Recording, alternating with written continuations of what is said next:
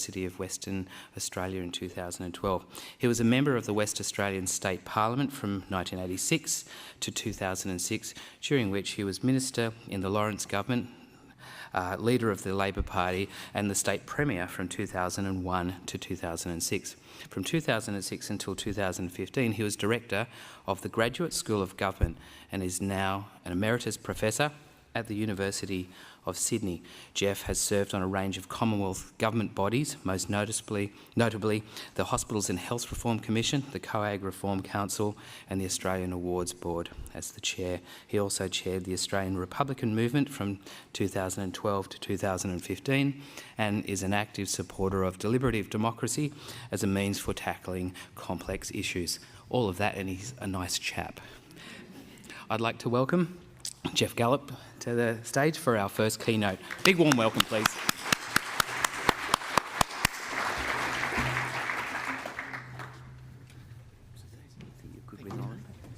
There we are. Thanks very much. Thank you very much. It's a great pleasure to join with you this morning on the first phase of your journey, talking to each other, examining your ideas, checking out the strength of them, perhaps adjusting your thinking in some ways as you move along. But my subject today is on politics. Is it your friend or is it your enemy? And I'd like to begin with a story. And the story comes from the United States in the 1960s when President Johnson, Lyndon B. Johnson as he was called, the subject of a new movie, by the way, called All the Way, which I suggest is good viewing on this very subject of politics. He had a delegation of feminists came to his office and to raise an issue about discrimination in America. They made a submission to Lyndon B. Johnson. He listened very carefully. He had them clarify certain points that they made in their presentation. And then he said to them, well, you've convinced me that I should do it. Now go out and make me do it. They weren't very happy with the President's response, but Johnson, of course, being the master politician, understood the importance of public pressure when it came to changing the law. Martyrdom wasn't his cup of tea, but the politics of the numbers was, I should say. And he corralled the majorities that led to the Civil Rights Act of 1964 and the Voting Rights Act of 1965. In a divided nation, Johnson demonstrated not only strength of purpose for that which was right, but also extraordinary political nous, the latter being the subject of my address today. I'll share with you some of my own conclusions about politics and what they mean for those seeking to make that all-important transition from research findings to recommendations to public policy. I trust the call to realism that I will make will be realistic enough, because it's now over 10 years since I retired from parliamentary politics and returned to academic life. Not surprisingly, my mind has been contaminated with large doses of theory, and my day-to-day political instincts are significantly dulled as a result. Sure, there's lots of politics in the academic community, one particular teaching and research perspective versus another, and the game is played very hard over issues of promotion and publication. But there it tends to end. The long march through the real world of ideologies and interests left to another day or another fight. In saying this, I'm reminded of the findings, somewhat aged now, but I think still probably would measure up, that 90% of papers that have been published in academic journals are never cited. Indeed, as many as 50% of papers are never read by anyone other than the authors, referees and journal editors.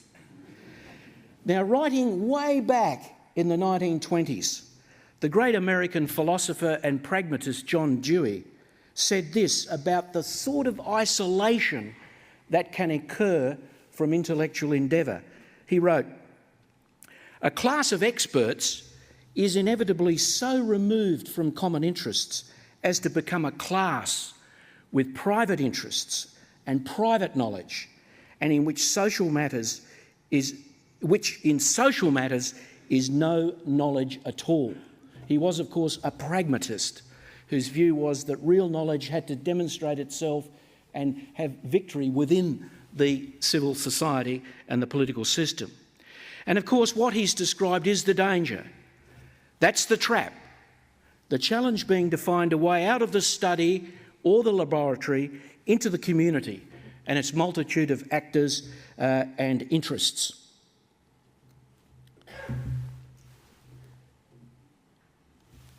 Whoops. Oh, this is... We'll leave that. Politics is about power and influence. And the first lesson I'd really like to leave with you today is to recognise it for what it is and not necessarily what you would like it to be or wish it to be. Power, of course, is the ability to do things, to pass laws and fund programs. Influence is less direct, but just as important. We can influence the ideas of those with power or are seeking to gain power. So too, should I add, can we take steps to influence the lifestyle and behaviour of people. A very complex, but nevertheless necessarily a part of public policy and not just in the health arena. Now, there are a huge range of views on how we should organise a society around power and influence. From the public interest point of view, there's a good way. And it involves, of course, the various layers of accountability that we have, at the peak of which are our fair, free and regular elections. And secondly, respect for the vast range of differences that occur in our society and which become the springboards for change and progress. It's liberal democracy, if you like. However, we can't be too sanguine about what actually happens as opposed to what we hope is happening. Politicians and activists are continually exploring the outer limits of acceptability. Some play hardball and are always ready to dig up and spread dirt on their opponents. They may cover up, cut corners. Some fake left while going right. No, I'm not thinking of Malcolm Turnbull there. Fear is often mobilised as a force drowning out reasoned consideration. Vested interests are very rarely let the public interest in the door without a fight. This being said, there's also the constructive way that we can play in politics and seek power and influence. For example, showing an interest, seeking out support, being at the right place at the right time, building up your credibility and being strategic. These are political forces that are constructive. But of course, if we look at the real world of politics, what we observe, whether, by the way, it's in our workplace or in the system of government itself, there are different types of players. There are the smooth operators, the manoeuvrers. They're expert in deception and they have little regard for the sanctioned rules unless they help the cause. There are the street fighters who are masters of the cut and thrust of politics. There are the team players who play it hard, but only on behalf of the team and are very loyal within their own tribe. And then, of course, there are the purists for whom behind-the-scenes grappling for power and prestige is of no interest at all. Others may play politics, but not the purists. In relation to the purists, I'm reminded of the comment of the great philosopher of politics, Machiavelli. In The Prince, he wrote, "A man who wishes to make a profession of goodness in everything must necessarily come to grief among so many who are not good." He knew what he was talking about, having been tortured following the collapse of the Republic he had served as an official from 1498 to 1512. In his turbulent world, being ineffective politically meant ostracism, punishment, torture, or even worse.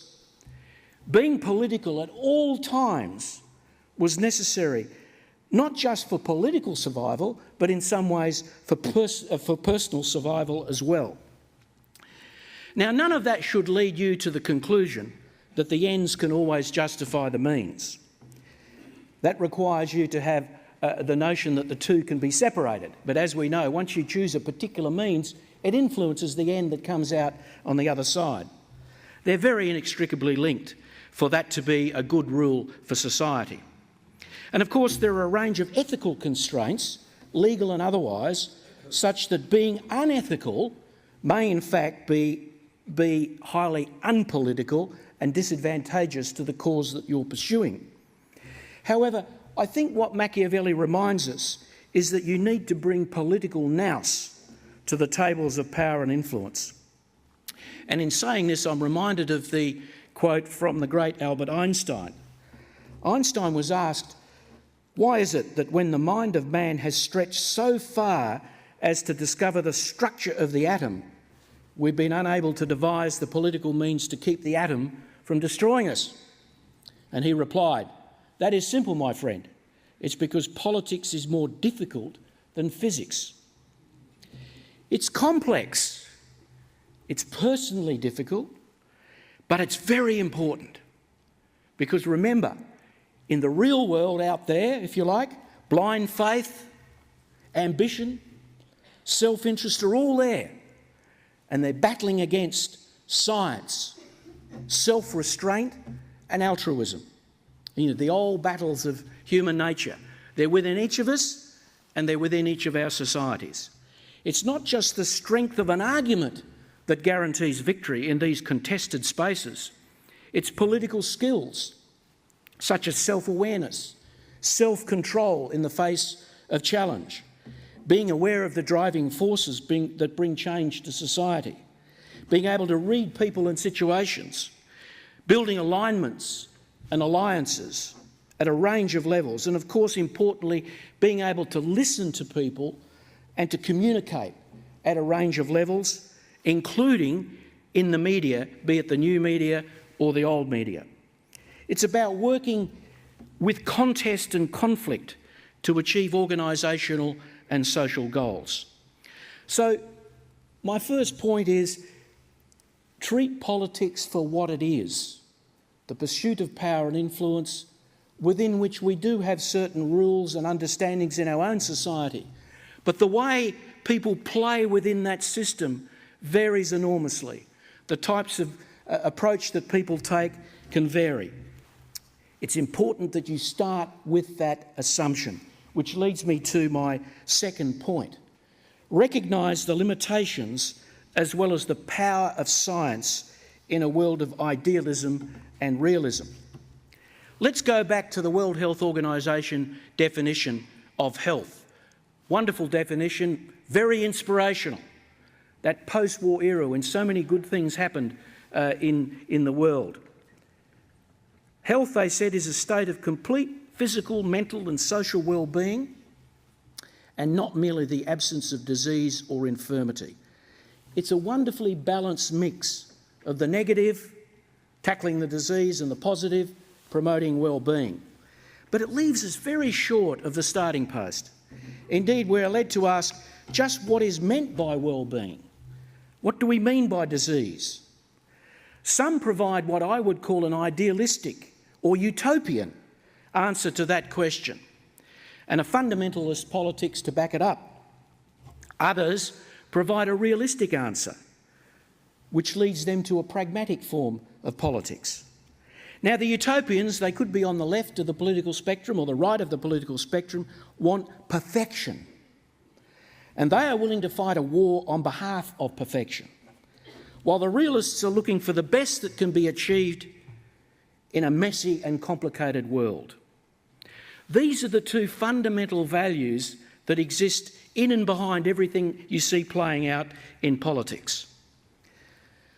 The pragmatists too have values, but they adopt a pluralistic perspective that means working out how to bring together multiple objectives rather than assuming that if one value is achieved, all the rest will fall into place.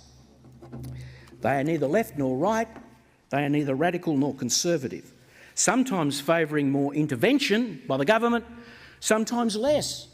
The key factor being what the circumstances dictate needs to be done to produce a better world. Now, I'm sure you'd recognise those two forces at play in alcohol and drug policy. What's actually at play here are two sets of beliefs about human nature and human freedom. Two ways to look at public policy, two ways to look at politics. Each side brings its own facts to the table to support their political positions on the questions related to alcohol and drugs. Not surprisingly, the findings of properly conducted scientific research favours the pragmatists. After all, that is the aim of the exercise, to find out how things actually work as opposed to how we hope they would work. Indeed, so aspirational is the view of the drug-free advocates in our society that they battle to cope with the facts of human desire, human weakness, just as the teetotalers and the prohibitionists did with alcohol.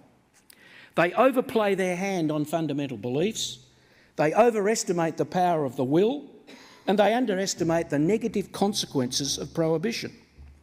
They are buoyed up by the few personal transformations that occur, but not fazed by the many that don't. In their view, there are enough facts to keep their hopes alive and justify the war in which they are engaged. It's a war, in fact, that they believe justifies the use of all sorts of weapons, including the criminal law. To them, that's a beacon which makes clear what's expected of everyone in the society. Now, on the other hand, you have the pragmatists. They look into society now and in the past, and they see human beings sometimes using drugs and alcohol, maybe in the search of pleasure, maybe to avoid pain, it may be habitually, it may be infrequently, and they assume that people don't always think clearly. They take risks, and that is how things are in the human condition. The use of the criminal law, but not all laws and not all regulations being inappropriate and problematical from a rights and health perspective, rather than a beacon of hope. The hope they have is for a world that's always improving rather than a world that is perfect. For their part, however, pragmatists often battle to cope with the existence of fundamentalists in our society.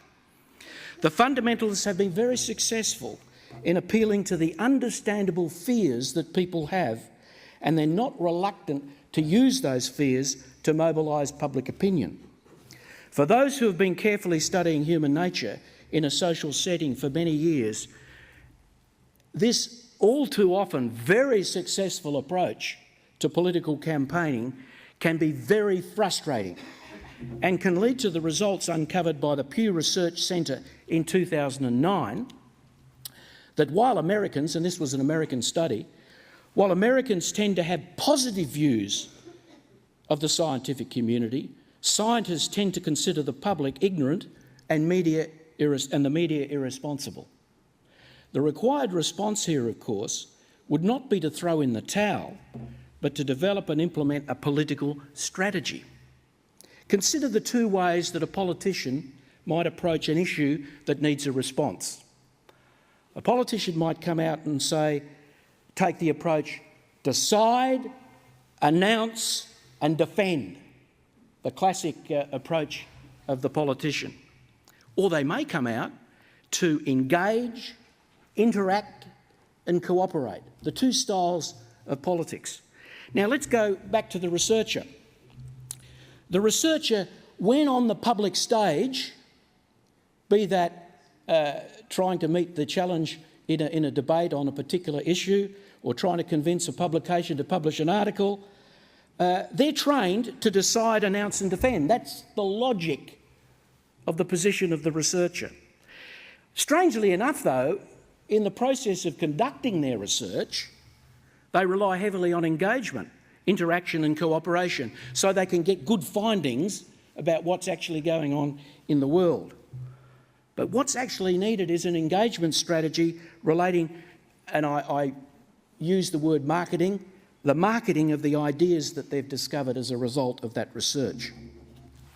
In writing about this relationship between all of the sciences and the engagement problem, Chris Mooney has written that what there needs to be is regular public engagement by the scientific community on potentially controversial subjects, and moreover engagement before truly fraught conflicts are allowed to emerge. He calls it a research and response infrastructure, which I think is a very nice phrase to illustrate what's needed to go beyond the findings into the world of politics. It's good advice, I think, for those that engage in research. Now, my third point today is that politics is first and foremost about public campaigning and timing. There are so many factors that determine success or failure in the political world, but one stands out above all else: the effectiveness of a campaign. Indeed, it's not easy to identify significant political achievements without a campaign that's backed it up.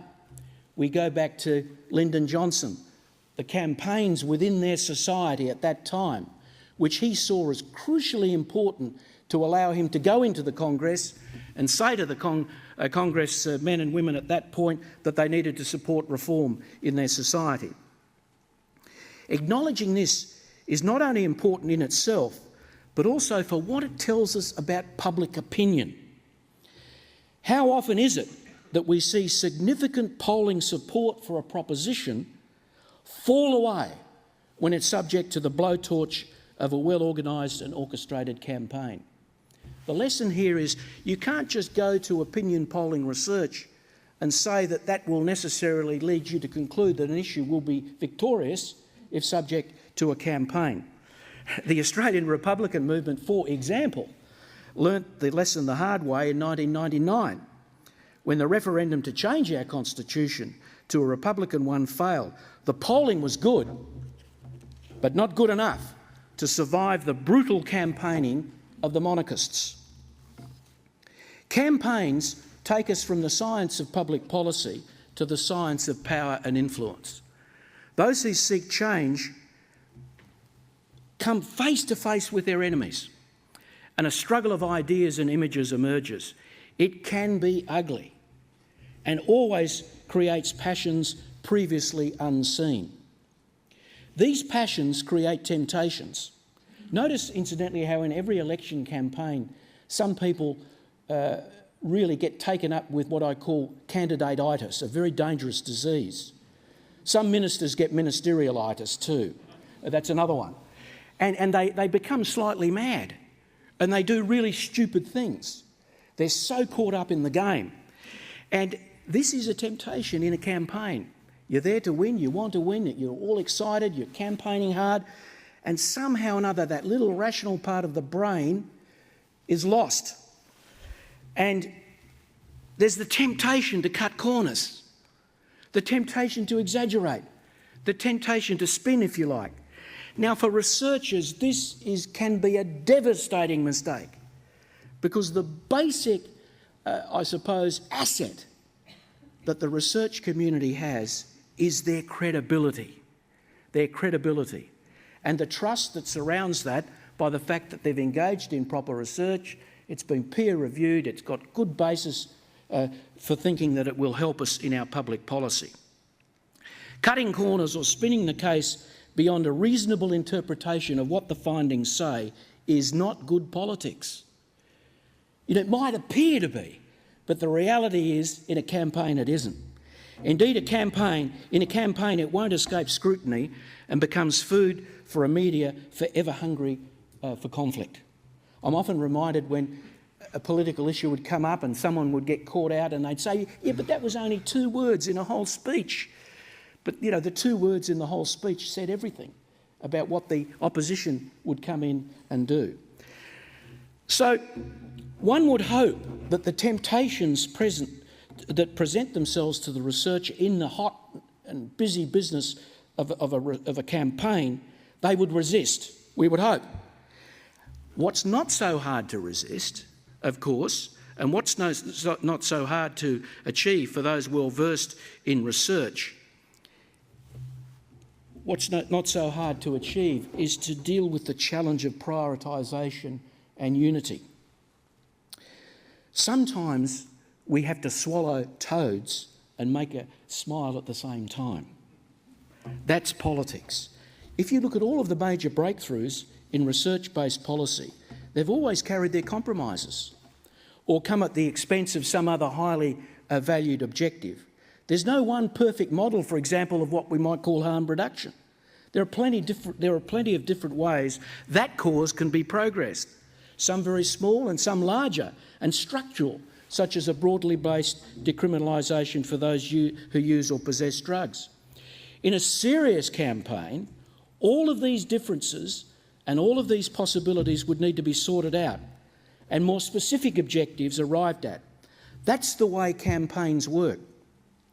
Not all of that which has been researched and thought through would make the grade and could mean bruised egos and frustrated ambitions. And so the reality of a campaign around a particular issue that might be found to be very important to progress a better society through research findings, in the end will come down to a campaign. And the reality of a campaign is prioritisation is necessary. So there's a challenge there for those that are engaged in making that step from research to public policy. Then we get to this issue of narrative. There also needs to be a narrative that surrounds research. The message, of course, has to be simple and marketable. Let's take harm reduction as an example. It might, as a matter of politics, emphasise differing elements of the case, the individual rights, personal health elements, or it might emphasise the community safety, public health elements of the case. These are choices that political campaigns cannot avoid. I just reminded here of the campaign that was conducted over national disability insurance in Australia and the brilliance with which the people that supported that change in the way that we deliver services to disabled people linked that particular objective with Australian values. And you might remember they launched it on Australia Day a number of years ago. Very effective a narrative surrounding that particular issue. So these are choices that political campaigners can't avoid. Now, there's another problem here. How do you frame your argument? Do you do it in a conservative way or do you do it in a radical way? We see this issue playing out with the proposal for same-sex marriage. Very effectively, the advocates of that cause in many ways are portraying it as a conservative change in our law, in the sense that the law is catching up with reality. Now, strange as it may seem, the so-called conservatives in the drug debate, it seems to me, don't compromise with reality. Sorry, I'll start that again. Strange as it may seem, the so-called conservatives in the drugs debate actually don't compromise with reality radicals, while the reformers are the let's be real about human nature conservatives. That's one way of looking at that difference. There's another way, of course, and that is let's be real on drugs and their effects versus let's be real on the drug laws and their consequences, in which case those advocating change sound more radical than those advocating the existing status quo. I mention this because it's all about the way an issue is framed, and that will have a very big impact on its ability to bite within the electorate. Now, this takes me to the question of timeliness. Are the times such as to require defence of existing achievements or the pursuit of new ones? Are you working in an area where there has been change, where the consultative processes have been exhausted and the hornet's nest calmed for the time being at least? On the other hand, you may be working in a time of crisis, where new ways of thinking and acting are needed, and quickly. It's in those situations you'll need to be armed and ready, not just to win an argument, but also a political strategy. Being there for the long haul is as important a political asset as the short bursts of activity and publicity that are possible. It means building relationships with the power holders that matter, earning their trust with the strength of your research and your recognition of the constraints they work under. That's Mike Farrell's job description, I suspect. Rarely do any significant changes in policy happen quickly, and inevitably the hard grind of research, meetings, manoeuvrings, shifting alliances of support between stakeholders and the unending attempts at persuasion will be needed. Only the survivors have the chance to be the victors. In a very, I think, important pamphlet on science and public policy, Chris Mooney has said that all of this requires collaborative work. And for that work to be given effectiveness, it needs research scientists, social scientists, public engagement experts, and trained and skilled communicators. The latter may or might not be scientists, but they should be ready to move on a moment's notice to address controversies and concerns. Meanwhile, the absence of any pressing conflagration, public engagement activities could help sculpt a citizenry that will be less likely to distrust the scientific community or reject its expertise. So, campaigning and timing. Now, my fourth point, and that is that evidence-based change is possible even if the constraints are many. Now, for all of the political constraints that are placed in the way of good policy, it can be achieved.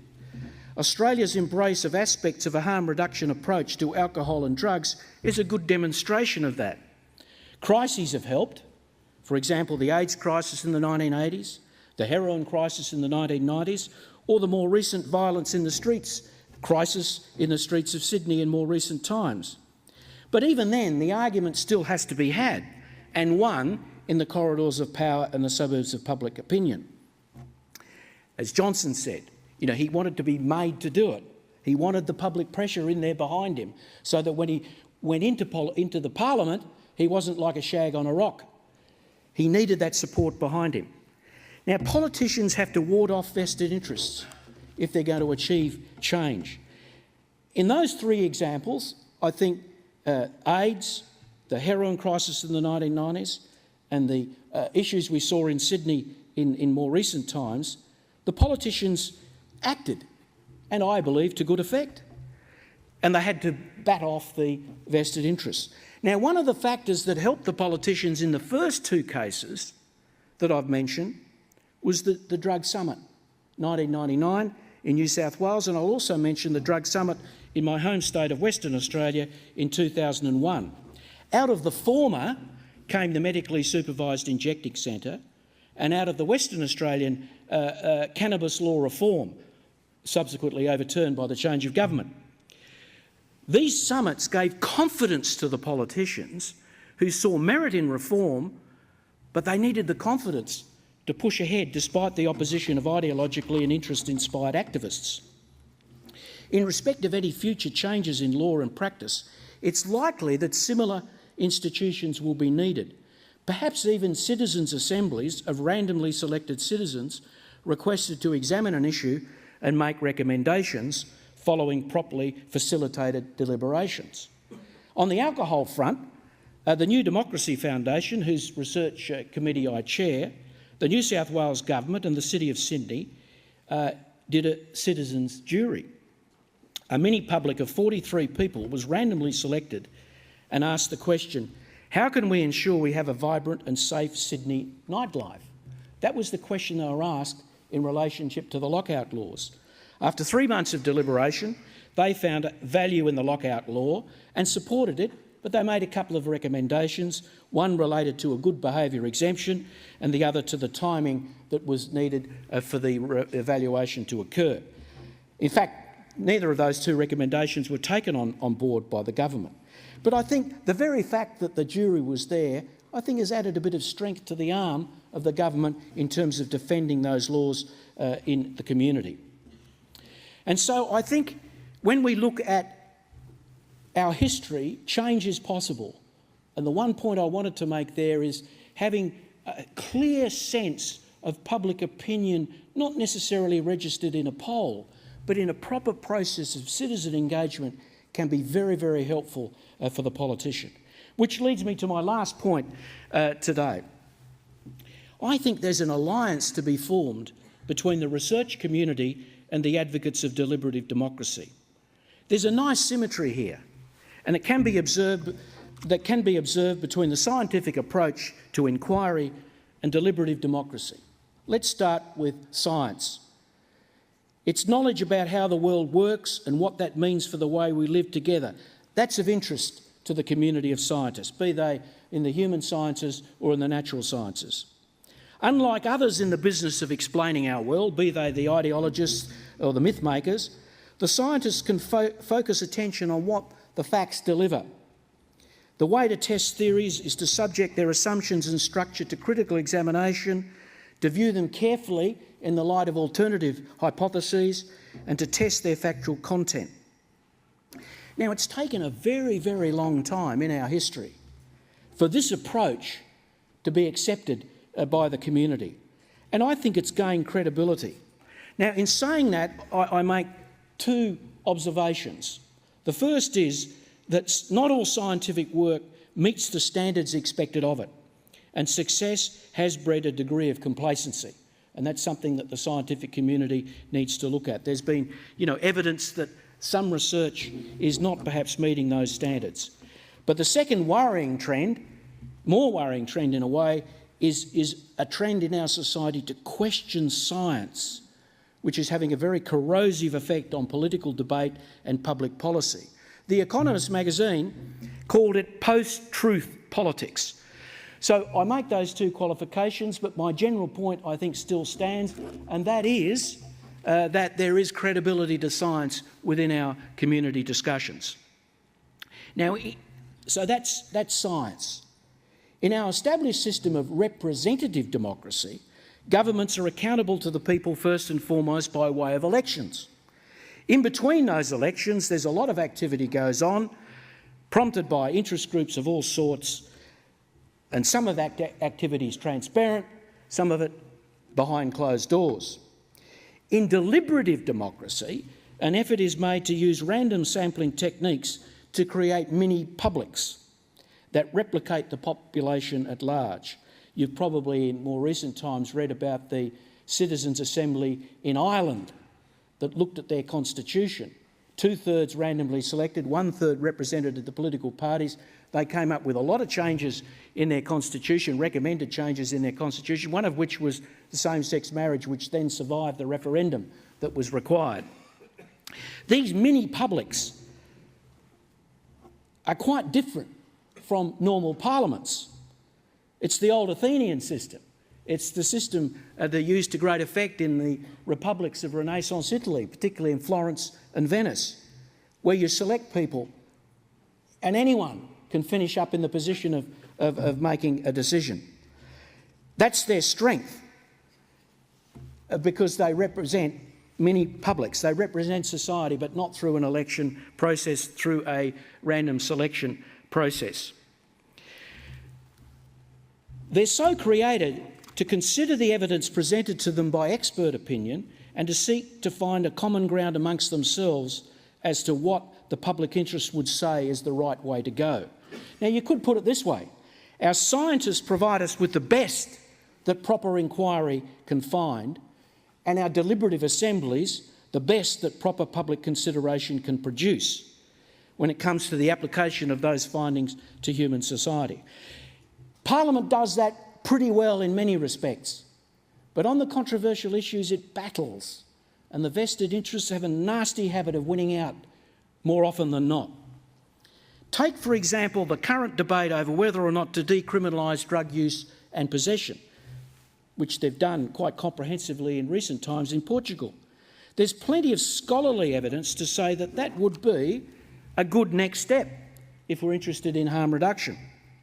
Like all evidence, it's not absolutely conclusive, nor would it ever be in a world of contradiction and imperfection.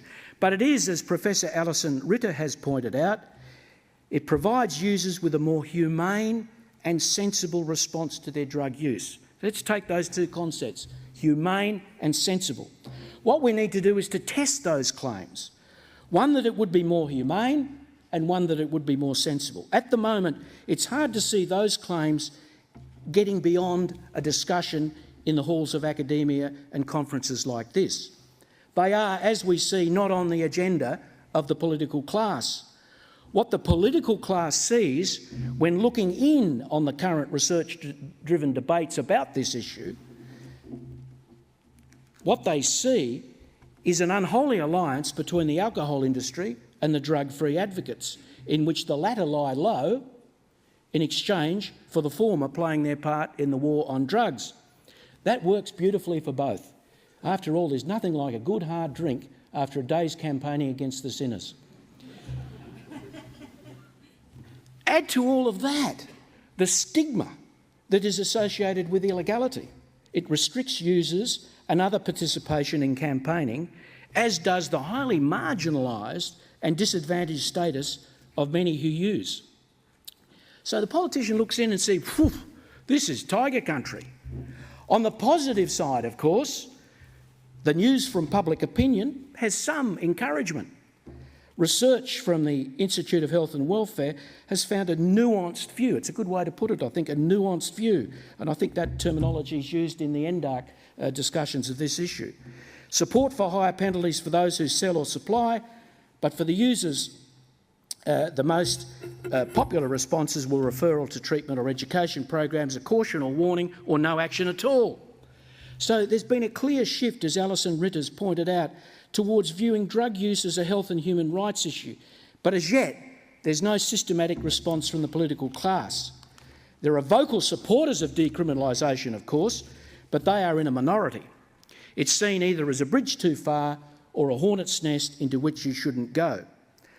I can now hear the tortured plea of the more anxious of our politicians. If you think same-sex marriage and constitutional recognition for Indigenous Australians have proved too hard, so far at least, they're a picnic in the park compared to what drug decriminalisation will deliver by way of a political campaign. There's plenty of homework to be done, and perhaps it might be best to promote that at this stage as a subject for a parliamentary or a crowd-funded citizens' assembly, so that we could actually get a proper gauge of what the public really think about this issue. Give them a chance to consider and to deliberate. So, ladies and gentlemen, let me conclude by asking you to reflect upon the number of public policy recommendations that will or could flow from this conference over the next few days. Each and every one of those will have their drawbacks, but when lined up as a whole, they will surely show how we could actually improve our collective well-being, how we could actually reduce the amount of unnecessary suffering that's actually going out around in our world today. Now ask yourself, how much of that will actually get into the system? How much of it will be given active consideration by those who need to consider it if it's to become public policy? I'd say some of it will, but not enough, I suspect. That's not good. That's not good. Because the work you do is very, very important. And it shouldn't just be left to the conferences and the journals. Make no mistake, those who don't like the way you do things as scientists, that trend I'm talking about, fundamentalist trend in our community, and many of the findings you make as a result of your scientific approach, your realistic approach to things, they play politics very hard, and they're right in there in the system. My conclusion then, politics is your enemy only so far as you don't make it your friend. Thank you very much. Spot on. Thank you. Do you want to do questions? Yes, of course.